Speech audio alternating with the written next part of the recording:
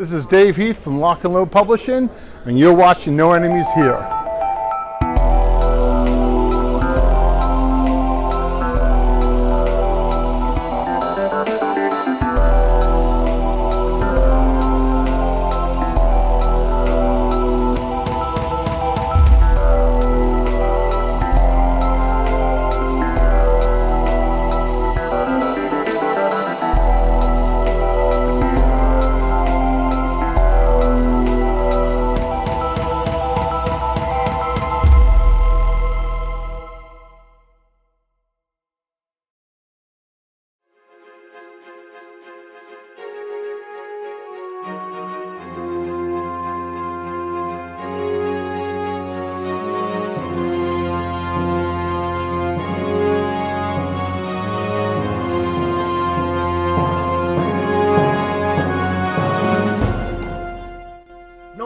Here, People's Choice Grognard of the Year 2019.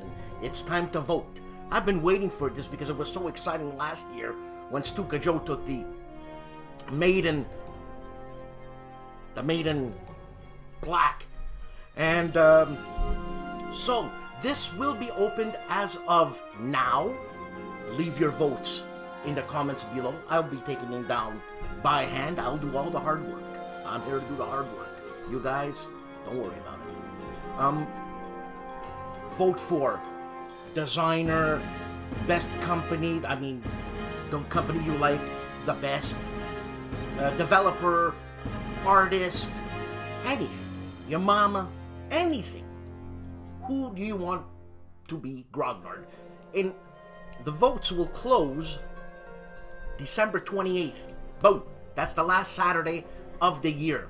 December 28th, 2019. Vote in, I don't know, large numbers, blah, blah, blah. What do voting people say? Whatever. Vote. Have fun. I know I'm going to have fun. And I have no idea who it's going to be this year. Have a good show. Okay, this is embarrassing to say, okay, but I have to say it. I don't count. There's going to be a conflict of interest. Do not vote for me. I'll scratch it out, and you lose your vote. No. Nada. Do you know how much trouble I could get? Some guy on this interweb, and there's a lot of guys, girls, whatever, they're just waiting for someone like me to mess up. And then, boom! So, no. No Dan Pancaldi, no enemies here. Again, I can't believe I'm putting myself in the status of Grognard, which I am not. All right? Peace.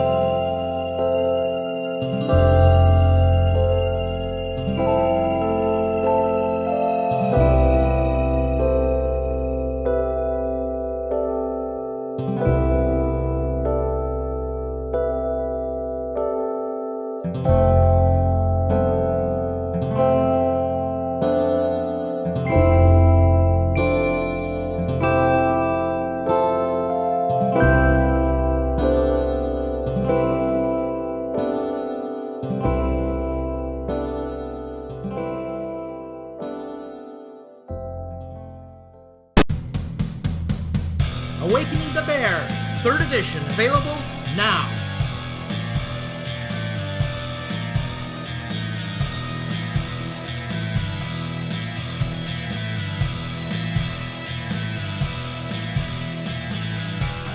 Stones of Steel, 3rd edition. Available now.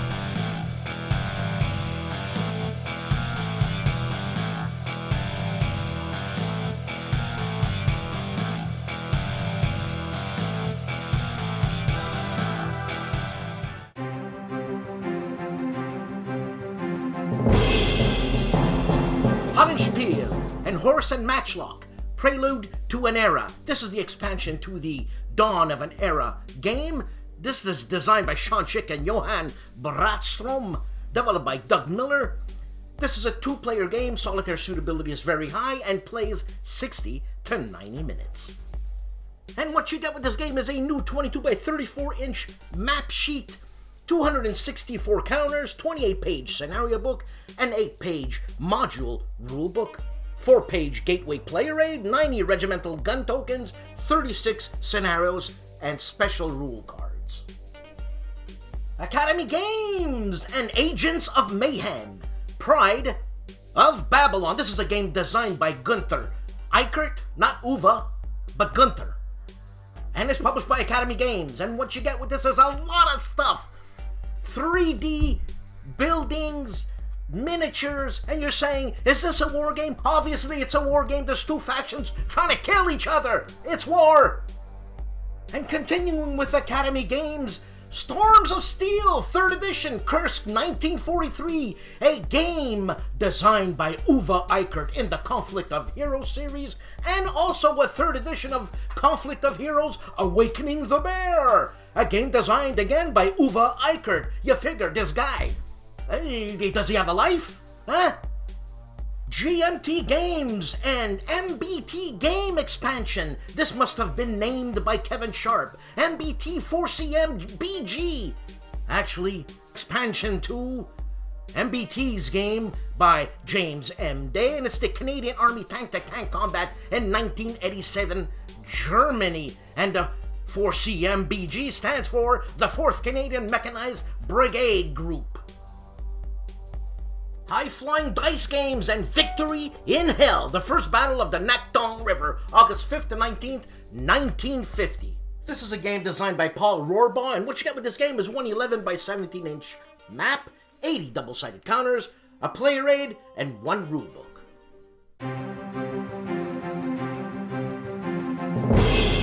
Tiny Battle Publishing and Rifles in the Peninsula. This is Gottardo Zancani's 3rd solitaire rifle series, which also includes Rifles in the Pacific and Rifles in the Ardennes. The focus of this new title is on the Napoleonic Wars from 1799 to 1815. Legion War Games and your chance to change history. Miracle at Dunkirk. The British withdrawal from France, May to June 1940. This is a solitaire game designed by one of the Dream Team members, Herman Luttman.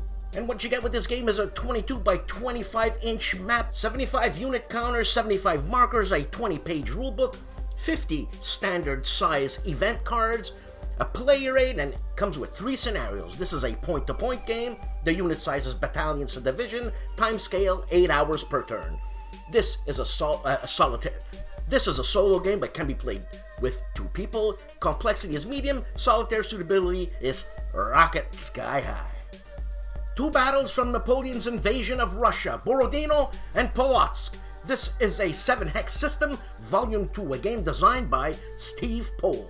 And what you get with this game is a map of 22 by 34 inches for each battle, 352 counters, a 24-page rulebook, 4 player aid charts.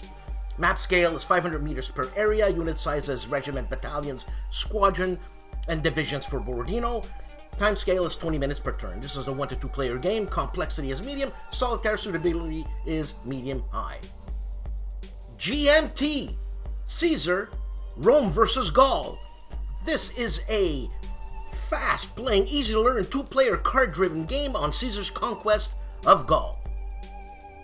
And what you get with this game is 1 mounted game board, 55 action deck cards, 2 punch boards, 2 identical player aid cards, 3 plastic stands, 1 rule booklet, and 4 dice. Playing time is 3 hours, complexity is medium, solitaire suitability is low. Game design is by Mark Simonich.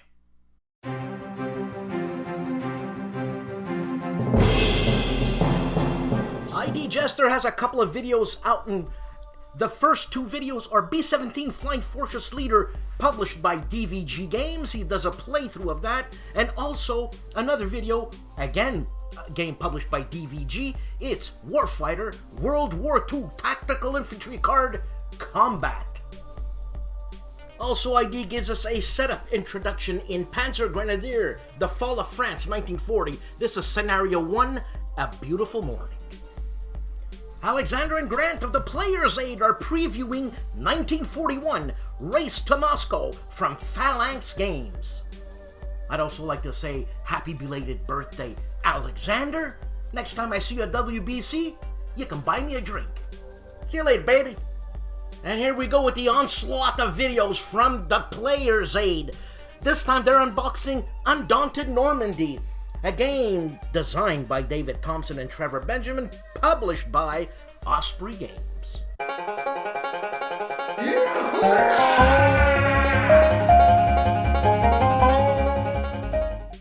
Mo of Mo's Game Table is at the San Diego Historical Game Convention. I should say was at the San Diego Historical Game Convention.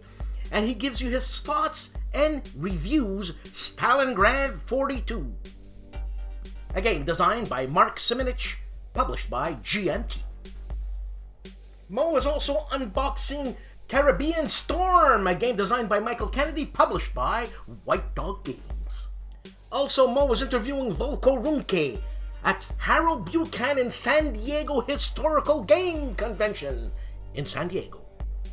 You want to know what's happening on the big board? I'll tell you what's happening on the big board. Kevin, CEO, big man, and president for life of the big board, is speaking English. Yep. He described the title. He read it all out on I know exactly what game it is. He didn't give me no BFF or GGG. This is a little playthrough, I should say, of Armored Knights, Guderian Crosses the Desna, 1941, by Grognard Simulation. This is a game designed by Chris Fazzulo Sr. Thanks, Kevy. Combat Board Games is giving us a review of The Chosen Few, a game designed by Nathan Hansen and published by the old Victory Point Games.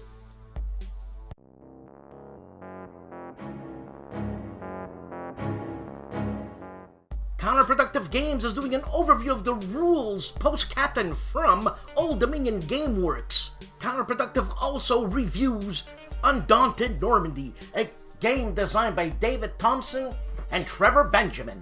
Major Tom Solo is back, and is back with a vengeance. He is playing in Medias Res, Warfighter PMC, the introduction part 1, and he's with an insider. I think it's Kevin Verson. Kevin Verson. A game for gamers, made by gamers, by Flying Pig Games. Rough Swordsman Wargamer is continuing his overview, setup, and turn 1 of Utah Springs from GMT's Tri-Pack Battles of the American Revolution. Counterattack is continuing his playthrough in his playthrough series Waterloo, Napoleon's Last Battle, a game published by Companion War Games. Wayne Hansen is unboxing in his recon section World War Z, USA, a game designed by David Kershaw and published by White Dog Games. GIMPY of the Gimpy Gamer is starting another boot camp, this time Space Infantry, a game published by Lock and Load Publishing and designed by Gottardo Zancani and Blackwell Hurd. The Space Infantry Bootcamp starts with the intro and key concepts, and also random number generation and events. He also continues his Conflict of Heroes, Awakening the Bear review through Part 8. Also, Gimpy continues the Barracks Emperor Advanced Rules this time around, and this is a game currently on the P500 on GMT. Game design is by Brad Johnson and Ray Farrell. The Chief of Bonding with Board Games is unboxing Gettysburg by Mark Herman, a C3I Series Volume 1, the Deluxe Edition, and he's also sporting a do. I think he copied it from me. Look, same thing, you see? Look, The only difference between me and the Chief with this look there is, I mean, I could put a hat on and look like him, is that I'm 5'4" and he's 6'6". So he's a foot and a couple of inches taller than I am. I could swipe him in the knees. Down he would go. The taller they are, the harder they fall. You watch out, Chief. Marco Omnigamer, aka Marco Wargamer, is reviewing Long Street Attacks. This is a Dream Team production designed by Herman Luttman and developed by Fred Mansell. The map is hand-drawn by the one and only Rick Barber, published by Revolution Games. Jan Heineman of Let's Play History has a couple of videos out playing his video games Fields of Glory, Empires, and also Unity of Command 2. This is a wargame. I actually checked out Unity of Command 2 on his channel, and looks like a really cool game. Though he was bombing Monte Cassino, which is like a couple of kilometers or kilometers from my mom's house. So thanks for that, Jan.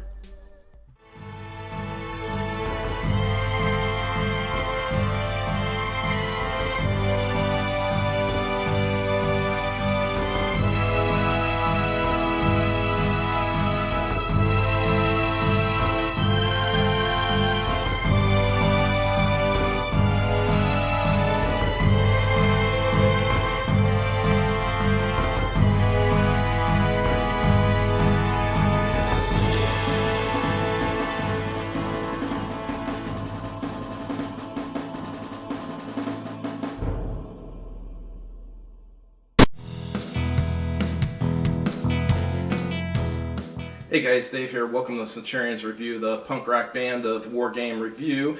Institutions, the first game we're doing a review of on our website this week is Chicken Time Warp. It's a little card game about chickens who need to escape in an escape pod at the end of the game. There's a 10-minute window and you can go back and forth in time, so if a player gets knocked out of the game, they may come back if you go back a few rounds in time. So it's interesting and it's a good filler game. I think you guys should check out the review. I think you'll like it. First game we'll be doing a first look at on our YouTube channel is Mike Force Strategy and Tactics number 35. This is the only game I've played that focused on either the SID-G or Mike units, so it's unique in that aspect. It's a solitaire game, has a point-to-point map, so look forward to trying it soon. Looks interesting. The next game we'll be doing a first look at on our YouTube channel is The Chosen Few from Victory Point Games. It's a solitaire game about the Korean War. It has a point-to-point map. It plays a little bit like a primitive States of Siege game. I like it, but it's very hard to win. I've looked online and some people only won 1 out of 40 games, some won 1 out of 30 games, some people were never able to win at all. It took me a while before I was able to win, so I found that with a one rule modification you can win about 1 out of 3 times. However, that wasn't good enough. I found the way where you can literally win every game you play this, and I made a video of that on my YouTube channel that you should check out. It's pretty interesting. You can win this game every time you play. It's not as fun, but it can be done. Anyhow, thanks for watching. I hope to see you guys soon on my website and on my YouTube channel. Have a good evening. ARDWULF of ARDWULF'S LAIR is giving us a Compass Games Expo 2019 After Action Report and also a Compass Game Expo 2019 Loot Report. And Gilbert Collins is showing us a prototype of his new game, The Kaiser's Fleet. And the people at Little Wars TV are recapping Fall In 2019 convention. They also interview Historical Miniatures Gaming Society's Duke Seyfried Game Master of the Year award winner, James McGaughey.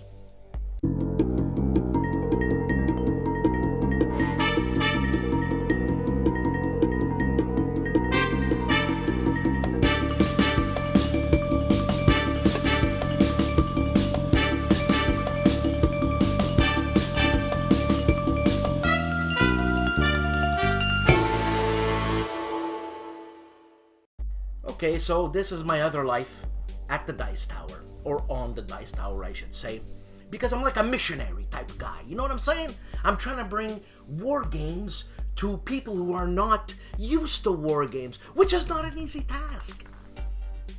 So I act silly. You know, I mean, can you imagine Kevin Sharp, the CEO, trying to do the same job I'm doing, acting all silly and stupid? Eh? Well, actually, I can. Yeah, I really can. So, you know, I'm gonna once in a while put up what I do on the Dice Tower, because I know most of you don't watch the Dice Tower, and that's it.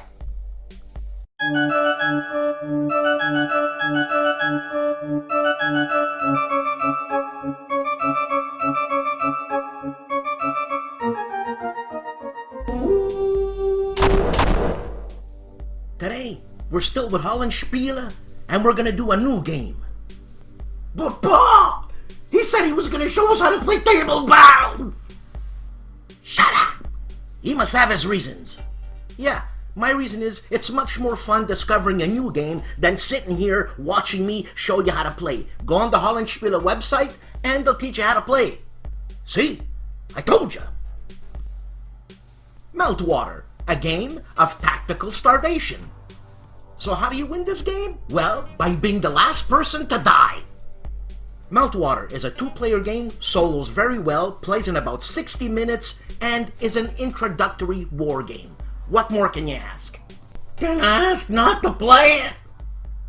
Sure, son, you don't have to play it. Here, 2 new dice. Go play it on the highway. Pa, you're the best! The world has been blown up by nukes. There's only one place left on Earth to live, and that's Antarctica. So there's a couple of civilians left, they moved there, and so does Russia and the States, to keep fighting it out to blow themselves up again. These are the counters. American soldiers in blue, Russian soldiers in red. The white are civilians, which can be recruited to either side. This game reminds me of Stanley Kubrick's old movie, Dr. Strangelove, you know? There's something darkly funny about this game. It's like, do I laugh? I don't laugh.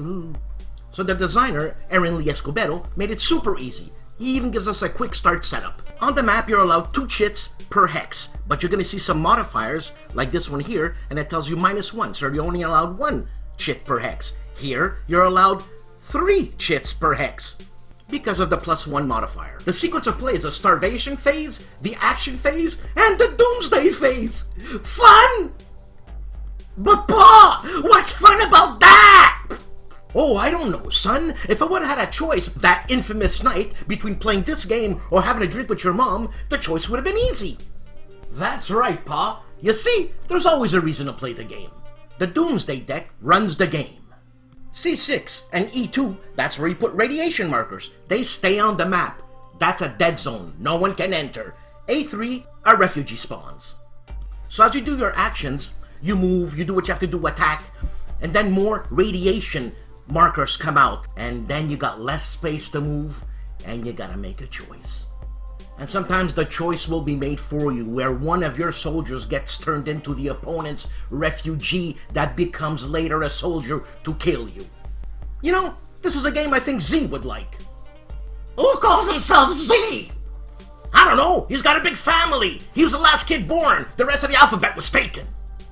Meltwater, no matter who wins, dies. We'll be back next week with more HOLLANDSPIELE. Thank you for watching. If you want to know more about war games, check out my show, No Enemies Here. PVG, and they're killing it with this Kickstarter. They're reprinting Thunderbolt Apache Leader, Fleet Commander Nimitz, and Tiger Leader, and expansions for it, and the stretch goals are just insane. I don't know what happened to Dan. I think he fell on his head, man.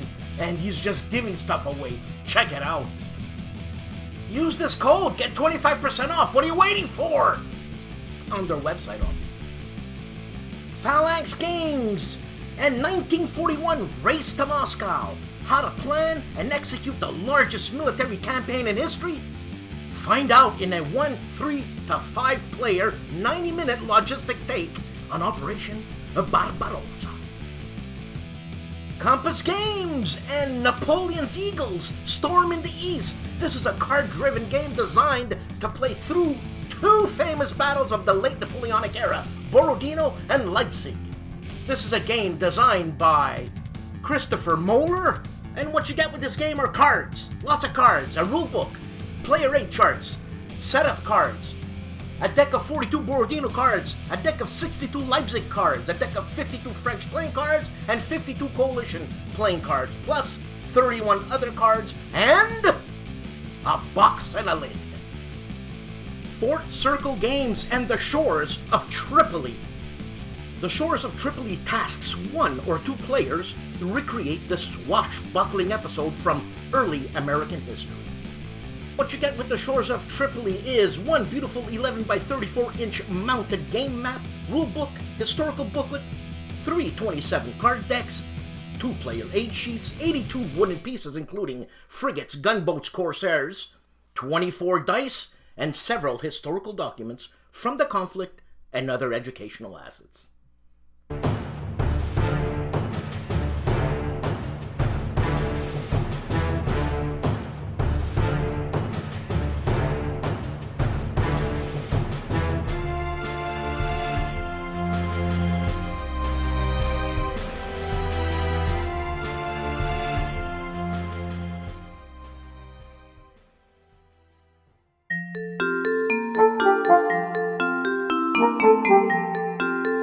MAURO FAINA has 2 episodes out on his podcast. Episode 31 deals with Battles Magazine number 13, and episode 32 deals with Arena Colossei, designed by Aldo Getty, Giada Getty, and Fabio Getty. I guess it's a family affair. You Getty it? Yeah. Published by Orconero Games.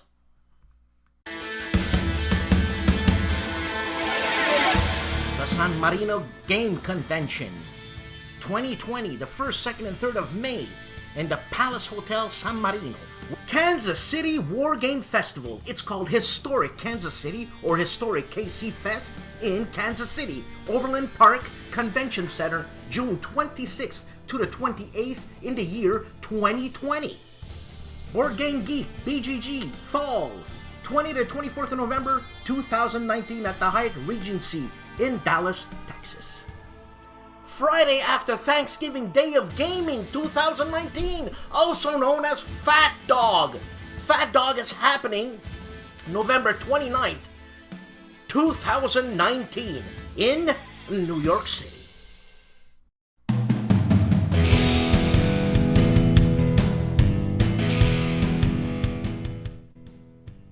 Another week, another show. Thank you to my patrons, my supporters, my God, thank you. Please like, subscribe, support if you like. And I'm going to the Dice Tower. I'm going to be in Miami next week. Like, just like that. Here it's like minus 20. And then, like I have to bring my shorts or something. But anyways. Thanks for watching. We'll see what happens. I mean, I'm going to be coming back Wednesday, so I'm going to have to hustle to make the show for Saturday. Shouldn't be a problem, because that's the type of guy I am. I'm a no problems guy. Anyways, I'll take some pictures in Miami. I'm at the Dice Tower Marathon. I was invited by Tom, and we're supposed to be playing games for like 30 hours. I don't know how I'm gonna do that. But anyways, I'm gonna take pictures. Joe Stedman is gonna be there. Remember Joe Stedman? Eh? I cut my teeth on that guy, man. And I'll take pictures. I'll be kissing a lot of people, you know, shaking some hands, kissing some babies. You know what I'm saying? And again, thank you for watching. Thank you. And I'll see you next week. Ciao.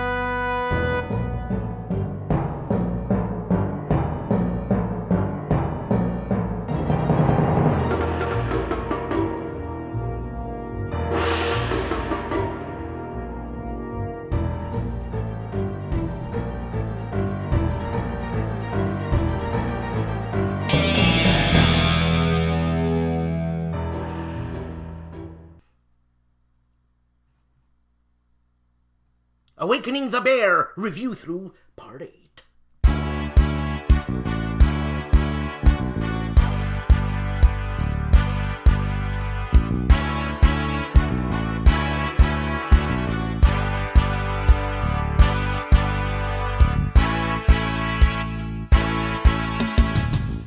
was looking through some books, and I found some old pictures of the band I was in about 20 years ago.